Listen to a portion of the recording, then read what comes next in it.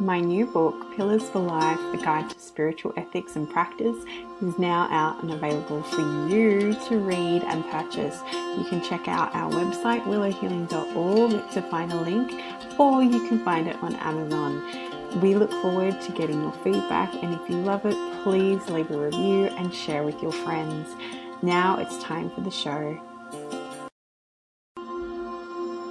Welcome to Willow Healing Matters, the podcast. We are so excited to have you joining us on this journey where we explore different ways to empower your soul, whether it's healing in your kitchen or all the way up in the corporate world. Come with us as we look into different ways to heal your mind, body, and soul.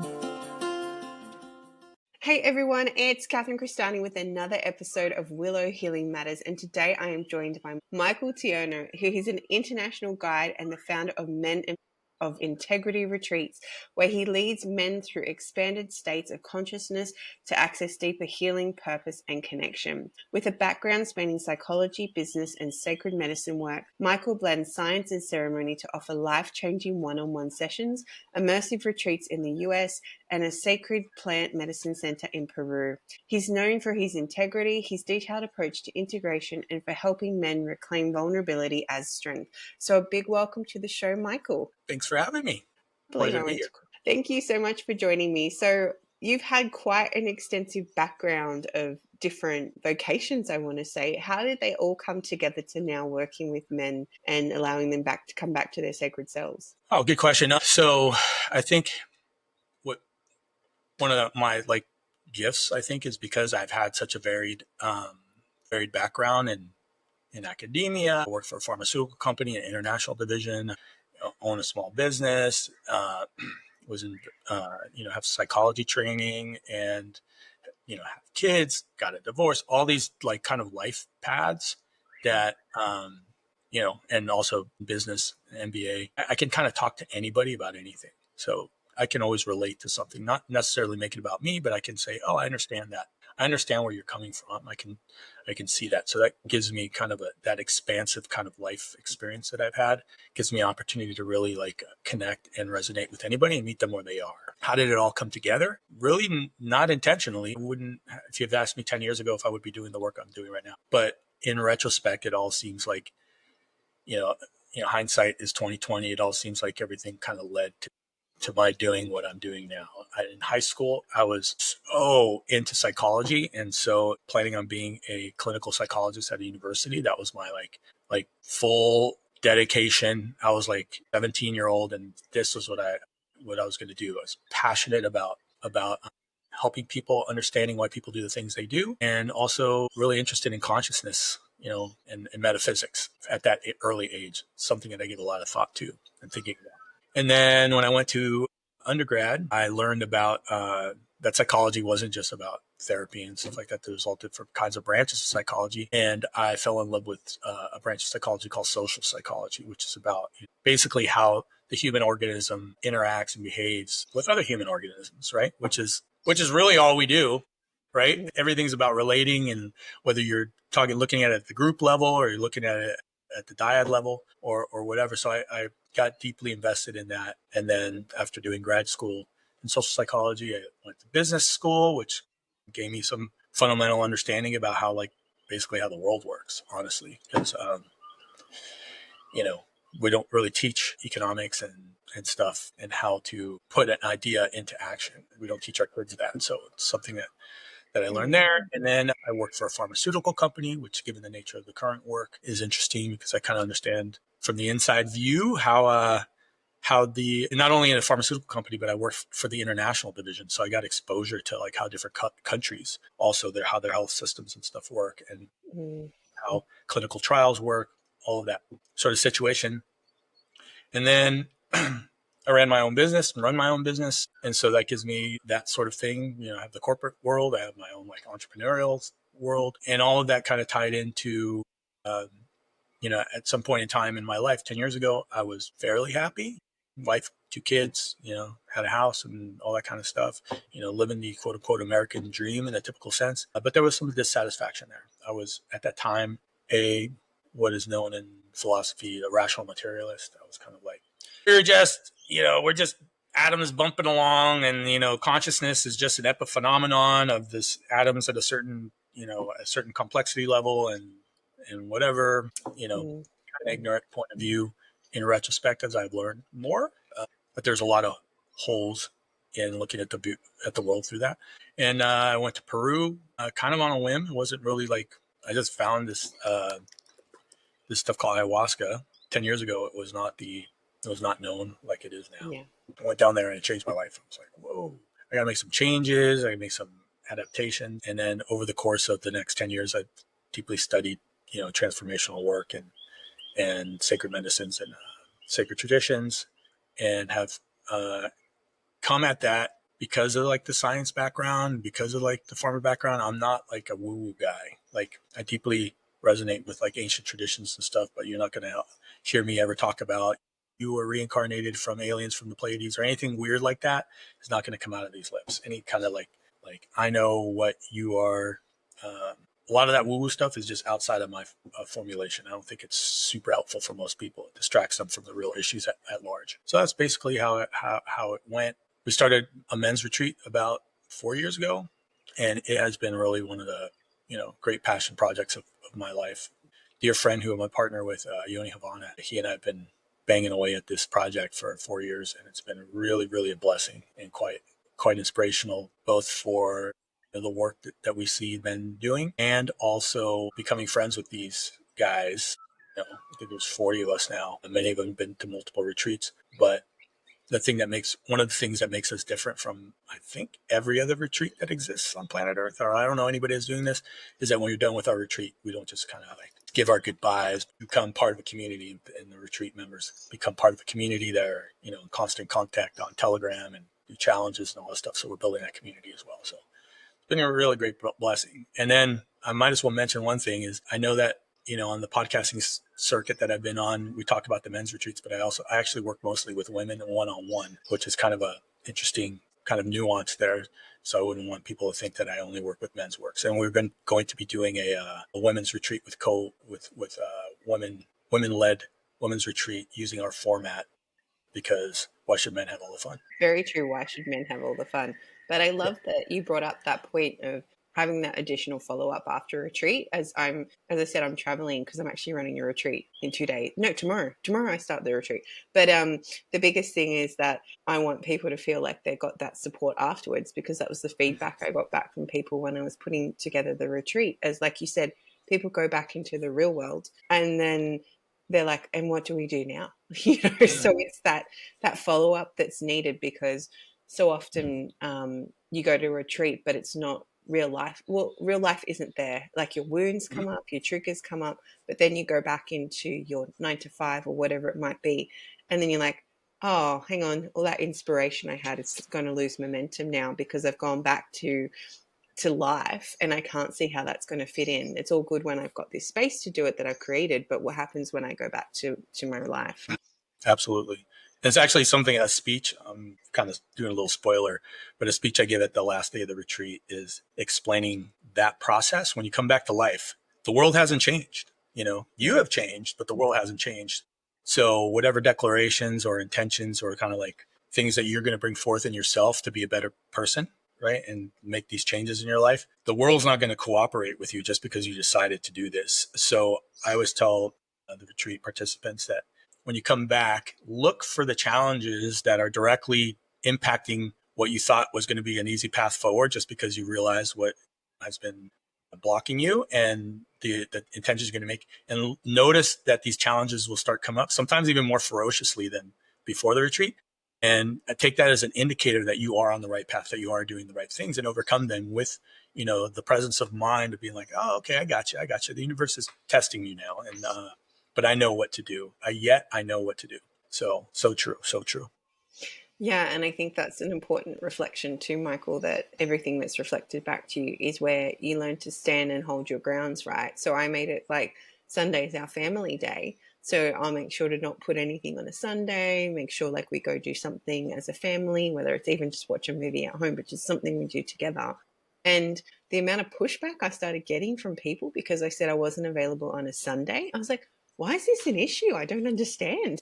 But it was clearly the universe going, well, you set this boundary. Now let's Yeah, see you actually going to hold to your word, because it's really absolutely. about honoring yourself. I totally agree. Yeah. And I love that you are now evolving into running women's retreats as well, because I think it's so important that people remember that it's whoever you're drawn to work with, right? Like whether it's male or female, it doesn't matter, because you'll have that different perspective no matter where you're pulled to. Absolutely.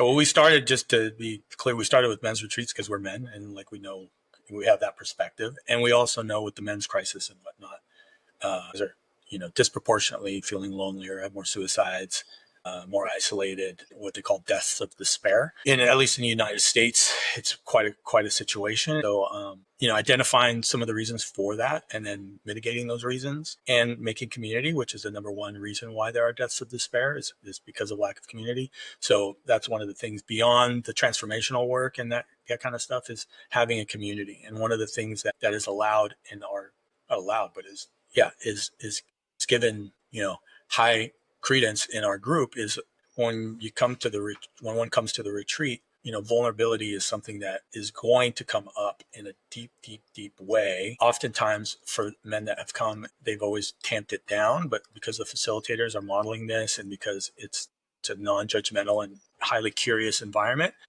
they get practiced over the 4 days to like be vulnerable and open and expressive, and connecting with their inner kind of parts that they kind of have learned to keep close to the vest. But again, the world hasn't changed, and some people in their environment might not know what to do with that. And so by having the post retreat sort of container that we have, that is intended to be lifelong, I think many of the guys in the group are kind of like their best friends, and people that they share more things with, and they even share with their friends at home. That might be more of a getting together bar relationship, or like just hanging out at the football game. But when there's a real problem, a real issue in their lives, I've seen it comes forth in the Telegram group or in our meetings, because that's a space where they've been practiced to be able to be vulnerable and share. Yeah, and it's so true what you put. It's like that. My coach says that if we had better friends, we wouldn't need coaches.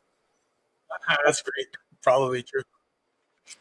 Because if we could be that really deep and honest listening, do that really deep listening with people and be that open and vulnerable, and have those true friends like that, then it would be so much easier to have those powerful conversations. So you wouldn't have to go seek that external rapport, or even, go find extra communities to be part of, because that is what's lacking in our actual environment at this time. I can agree. I thought it was, I just started laughing. And he goes, so I'm all your friends because I sit here and I listen and I care about you and I challenge you and support you. And I was like, yes, you do. Yes, you do. And it's funny because if I have a problem, I'll reach out to my coaching community or my group or my coach, because I know that they'll be able to give me that deeper listening that I need, rather than talking about it with my so-called friends, because I'm like, well, that's not helping me through that situation right now. Yeah, and it's kind of, we don't teach people how to listen. Really, it's not something that is taught. And there is a way to listen, right? There is a way to be engaged with someone and understand them, and extract really the meaning that they're trying to convey to us, so we can put it together. And most people, unfortunately, because we don't teach it, it's not practiced, it hasn't been common in prior generations so much, don't really understand how to really be the receptive container of taking in the information, really like understanding it, holding it close, being curious about it, and then delivering back, an authentic message that doesn't have to do with being right or wrong, but it has to do with just, connecting in that sacred space of communication that we have access to all the time. It's everywhere. You just don't. So many people don't take advantage of it. It's funny because about a few months ago, I don't know, I had this string of men messaging me for like booking in with me. And I was like, oh, this is unusual. I wonder why this is. And every single person was having relationship difficulties. So they came to me and I was like, oh, okay, this is again interesting. And then when I'm talking to them, I was like, have you actually spoken to your other half? And they go, oh, no, we haven't done that yet. I said, so you've got all these ideas of what you feel is happening in your head and everything like that, but you actually haven't had a conversation where you listen to each other. And they're like, no, I haven't. I said, well, go do that. And then once you do that, come back and then we can have another conversation. And they said, but we've got kids, we've got this, we've got this. I said, well, if you really care about your relationship and want to save your marriage, I think you guys can carve out, half hour of space where you can actually sit down and listen to each other, and make that happen. And one of them I was following up, I was like, have you had the conversation yet? Oh no, not yet, not yet, not yet, not yet. And I was like, there's only so much that we can do. But like you said, if we don't have that conversation and listen, which we all have ability to access and get to, and not react from a place of ego, that I think is really important to remember too, not to listen to all the things going on in our head.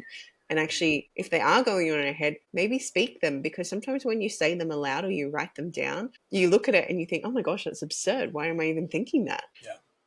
We actually do a lot of relational stuff at the retreat as well, because that often is, number one crisis point for guys. Is like, my marriage is on the rocks, or this is not going to happen, or my wife doesn't understand me, or we're not connected like we used to be, or whatnot. And so I would say 30 minutes is like barely even scratching the surface. 90 minutes to 2 hours a week, like on the regular basis, is really the minimum. And I probably talk to my partner at least an hour a day, and I'm really busy. Like everybody's busy, pretty much stacked to like 9:30 at night from the morning, and still that's like one of my priorities, and our priority, not just my priority. Shouldn't say my priority. That is our priorities. Like, we totally do a debrief every night before we go to bed. Make sure that we go to bed together and talk before we go to sleep, and make sure that we kind of like debriefed our days, and we're on the same page every night at the end of the night. It's super, super important. So Yeah. oftentimes just making a conversation to like get something out is just scratching the very surface. It's like, marriage and partnership is really should be, I think, the longest conversation you'll ever have with anybody, because it doesn't start or end at any finite point in time. It's a continuous conversation, and hopefully everybody's growing individually so that they have something interesting to say at the end of every day, rather than, you don't want to be that old couple at the coffee shop that's just staring across each other and has run out of things to say 25 years ago.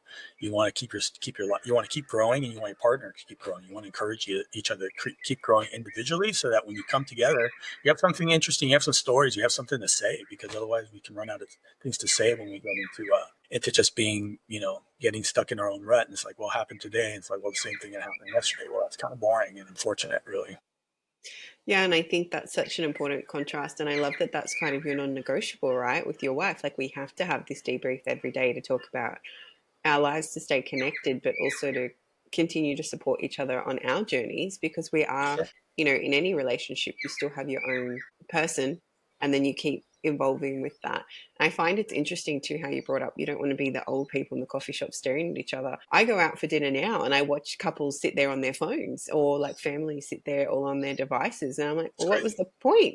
What was the point of this? Like, you could do this at home. And it amazes me. It truly amazes me, like, and my husband will have a go at me because sometimes I'll sit there and I'm like, oh my gosh, I didn't do that. Like, and I'll quickly write a note for myself to do that later, so I'm not thinking about it. And he's like, put your phone away or you can pay for dinner. That's our joke, right? And Mm-hmm. but at the same time, I'm like, I know, but if I don't get this out of my head, somehow I will be distracted by it too. So I guess it's like knowing yourself well and knowing how to come back to your relationship and how to Sure. get back to where you need to be to keep moving forward. Absolutely. And I hear that's not what you're talking about, because that's important. But yeah, that's something, if I could just get this out of my head, I will be more present with you now. But what you're talking about, what I feel I'm talking about, is the people that are like looking at TikTok or Mm-hmm. YouTube at the table, four people looking at different threads, and, and dinner's coming, and they're just, picking up their head to put the fork to their mouth, and they're back to their phone. That's a very like sad, sad, sad situation. Agreed. And amazing. It just truly amazes me, especially when I see kids on the devices too. And I'm like, wow, like it's just creating this culture of we're going out to dinner with our phones, not we're going out to dinner with our families, which is really sad because it's setting up a tone for relationships in all of their worlds, really. Yeah. Yeah. Um, Couldn't agree more.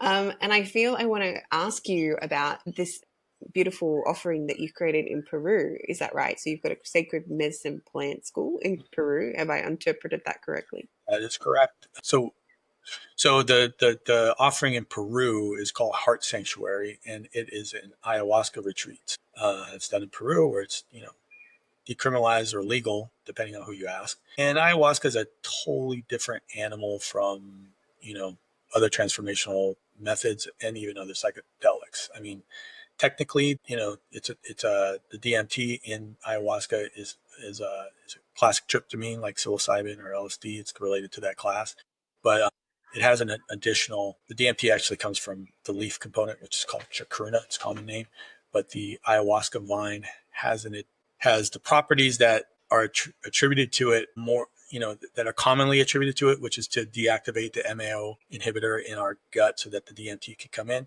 But it really has its own psychological and what's the word I'm looking for? It really has its own effect that's in Mm. addition to and distinct from the DMT. It is something that is, whereas you didn't even ask me about ayahuasca, but here I go talking about what the difference is. But rather than it just being a visionary and heart opening, experience like psilocybin, it actually goes into it got an experience of actually going into the cells of your body.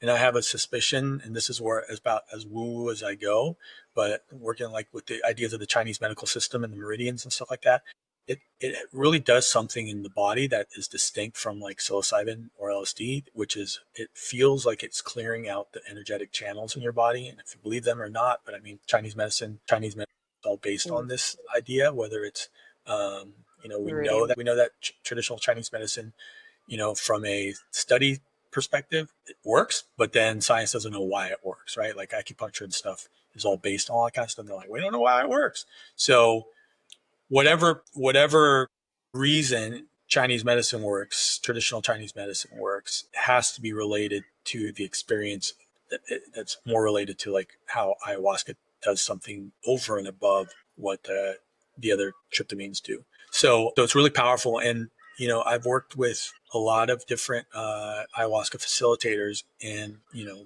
am exposed to a lot of retreats because I'm part of a group of, people that work in the space. And so I'm aware of them. And I think we have something really special down there. None of the people that work down there are like quote unquote hired guns, transient kind of retreat facilitators. I know everybody personally. I know their families. I know their backgrounds. We communicate as friends, You're a good friend. Yeah. good friends. And, I trust them. And then the facilitators themselves are like, just like the guy that's I don't like the word shaman. So I always feel it's always a little It's touching on twisted. your woo. It's like, no, I can't use shaman. He doesn't call himself a shaman. So the practitioner, his name is Nacho, and he just has the most beautiful way of serving the medicine. And he's just this masterful musician that has all these musical instruments and a whole team of musicians that play this profoundly impactful and powerful music that just rides the ceremony in and out and stuff like that. And, Wow. even if the ceremonies themselves, the beginning, first couple hours are challenging and difficult, the end of every ceremony is absolutely magical, beautiful, happy, blissful. That's not the case with many other experiences I've had with ayahuasca at Peru and here in the States, where yeah, I'm just not just my number one guy. I'm not saying that he's like the best in the world, but he's definitely in the top 2%, right? So, and there's hard to find somebody who's of that quality and integrity as he has. He also, another thing about Heart Sanctuary that's really important is that we have strong boundaries in ceremony. Mm. There's a lot of rules, honestly. I'm not gonna joke about it, but you can't be like interacting with the person next to you on the mat or these kind of things that go on in other retreats. And there's one of the women on his team who's just a powerful medicine woman. She has a little seat that she's in, and someone cracking a rule. She's like, she's got a beautiful voice, plays guitar, sings beautifully, plays all these instruments and stuff like that also. But if someone is violating a boundary, she is like, and she's like 5'2", and I thought she was like 6 foot tall for like the first retreat I was at with her, because she's got such presence and she just will like shut it down right away. And if there's a need, like if a participant was trying to help another participant, what's going on here? Okay, come with me, and she'll take them out or like help them, herself. But it's the work of the facilitators and not the work of the other participants. So that's really good. And then another thing about Heart Sanctuary that is different from a lot of retreats is we don't just kind of give you the ceremonies and leave you on your way, and like the rest of the days it's kind of rest days, quote unquote, or quote unquote group integration. We have a lot of it. Like, it's very important for us to teach about the Andean cosmovision, So the Heart Sanctuary is this woman called Aleda, named Aleda, who she does a lot of ceremonies and workshops related to teaching about the Andean cosmovision, the Chicana, what it means, because it's really a paradigm, a symbol for spiritual growth and spiritual, like, and basically presence. There's all this meaning behind it that you can use it as a template for your own, like, spiritual growth and to find yourself in the present moment, and all these different parts of it mean different things. And it's really something that we think is super important to communicate and teach that cultural lineage so that people come back not just with an experience, but with some knowledge about the culture that fostered it. And we have additional, we don't just do ayahuasca and Machumo, we do yoga in the morning, there's workshops, there's art workshops, there's this and that. And we keep you busy, but all in alignment and going towards the goal of, bringing you out the other side with real deep transformative experience that you can take into the real world and really use. Yeah, and I think that's so beautiful, Michael, that reminder of understanding where the plant medicine actually comes from and how it's been used traditionally and used to evolve and keep people moving on their spiritual journey, like you said, because there can be this level of disrespect for it as well. And it's funny because I interviewed this other person many episodes ago, but he's like, I went in and nothing happened. Like he went and had the ayahuasca and nothing happened. He goes, because I wasn't ready. So the plant said, I wasn't ready. You need to go do more work because he was just sort of be a quick fix, So it's really interesting how, like you said, it kind of integrates with ourselves and taps into those blocks. But at the same time, it shows you exactly what you need to know and pulls apart what you need to move forward in your life rather than tiptoe around it. And that's the magic of plant medicine. I want to say the magic, but the magic of plant medicine, because it knows exactly what you need at that moment and at that time. And for you to have nacho, was it? I'm not making that up. Yeah. His real name's Ignacio, but they call him Yeah. Nacho down Okay, here. great. I was like, I just kept hearing it. I just kept seeing a chip every time you said that, like a nacho chip. And that's no disrespect to Nacho, but that's how I was remembering his name. But and Nacho using the music to help guide people through. Music is so powerful with the frequencies and everything. And I feel like having that combination is probably why at the end everyone feels quite anchored in themselves again, because it has this beautiful way of pulling you back into your body and letting you feel where you are and coming present rather than staying wherever this journey took you on, because sometimes we want to get stuck there, especially if it's a really lovely journey. We don't want to come back always into our body when we know we're going to have to face more realities. Yeah, there's something I'd like to share about people who don't have an experience on a journey. The pattern I've noticed is oftentimes, I can't speak to the person that you're talking about, but it does happen on occasion. And the one pattern that I've seen is oftentimes folks who have intentions that are very restrictive and narrow. So they're coming with a very, very, very restrictive and narrow intention. Like I have actually an example of somebody who wanted to, like, their whole intention for this journey was to disarticulate some kind of something that their mom said when they were 13 years old, and they wanted to understand what had happened. Like, I'm using this because it's a real example, and also because it shows that having too narrow focus and not allowing the medicine to go where it needs to go rather than where you think it needs to go can really stifle the awareness of the experiences that I suspect is happening. You're just not aware of it because you're so focused. Your attention window is focused on finding what you think, what you deem required to find, that you don't notice that all this magic is happening. And Yeah. my suspicion is that it's happening. You're just not paying attention. The same thing happened to me once. I was having a really challenging time at work, and I was scheduled to go to this retreat here in the United States. And I was like, I want to learn about anything about myself, but nothing to do with anything having to do with work. I want to have, So I was like, anything but work, right? So I don't care what you tell me, but anything but work. But work was what I needed to, like, get hammered on, right? The work was what was needed too. And so I had no experience on my first cup, no experience on my second cup, and I went up for the third cup, boom, and I got a floodgate of everything work related. Like, these are all these things that have to be done, and blah blah blah. And I was like, once I got through that, I had a great experience. It was like, you are going to deal with what you need to deal with, brother. And it was, It's so true. It's so true. Where we had the most resistance is normally where we need to go have a look at what's going on there, right? So I find that such a pertinent reminder. And as we start to finish our time up together, Michael, I ask the guests that come on the show, if you could heal or change something in the world, what would it be? good question. Change something in the world. I would want people to know how to listen, and I would want people to slow down because Yeah. uh, they're both related, right? So people to take the time to like engage with people in a meaningful and compassionate and empathetic way.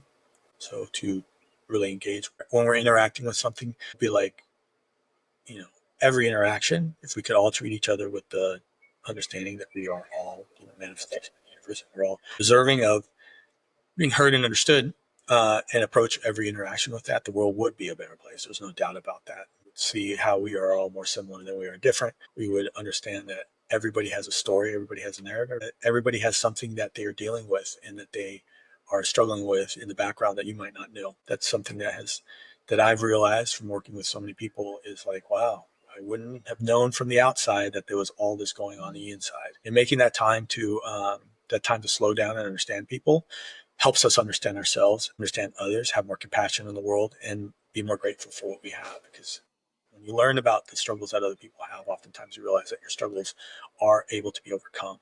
So that's what I would say. Yeah, one of my favorite quotes really from Ted Lasso is be curious, not judgmental, and, really come back to being open when you talk to people and look what's underneath, or hear what's underneath as well, because sometimes we just, that classic, how are you? Oh, I'm good. It's like, are you? Are you really? I have a friend and he's like, how's your mental health today? And I'm like, that is a more triggering question because it makes people actually stop for a minute and go, hang on, I can't use my default response with that. So it's really interesting how we've conditioned ourselves to tune out so much in society and just from simple questions. Yeah. And how can people come and work with you or come find out about your retreats, Michael? Sure. The best two websites are the easiest way to get a hold of me. I don't have a social media presence really, or not a very minor one. But you could go to michaeltiernoguide.com, michaeltiernoguide.com, moi.community. That's for the Men of Integrity Retreat specifically. But everything links to everything on my website. You can go to my website and then click on through to the MOI community. And there's information about all the projects I'm involved in on my website. Anyway, it can give you an idea. I have a scheduling calendar up there. People want to pop on and ask me what they want to ask me or see if there's a good fit. Always happy to do that. Beautiful. And I'll make sure to include those details in the show notes for you as well. So thank you so much for sharing your time with me, Michael, and also for creating space for people to not just come to a retreat where they can find a community and continue to evolve in their life, but also for creating a way to honor plant medicine so beautifully. So thank you so much for that. Thank you. Thank you for the opportunity to be on this show. It's a pleasure to be on it. All right. Thank you for listening to Willow Healing Matters, the podcast. We have so much love and gratitude that you have taken the time out of your day to empower you on your healing journey. The views shared by the person being interviewed might not necessarily reflect that of the host and should be used at your own discernment. Trust what resonates for you and follow your heart and soul guidance. If you have any underlying medical conditions or mental health issues, please consult with your healthcare provider before pursuing any of the recommendations. Likewise, you can always contact the person being interviewed to find out more information. This can be found in the show notes. Remember to activate, align, heal, empower, and find love in everything that you do.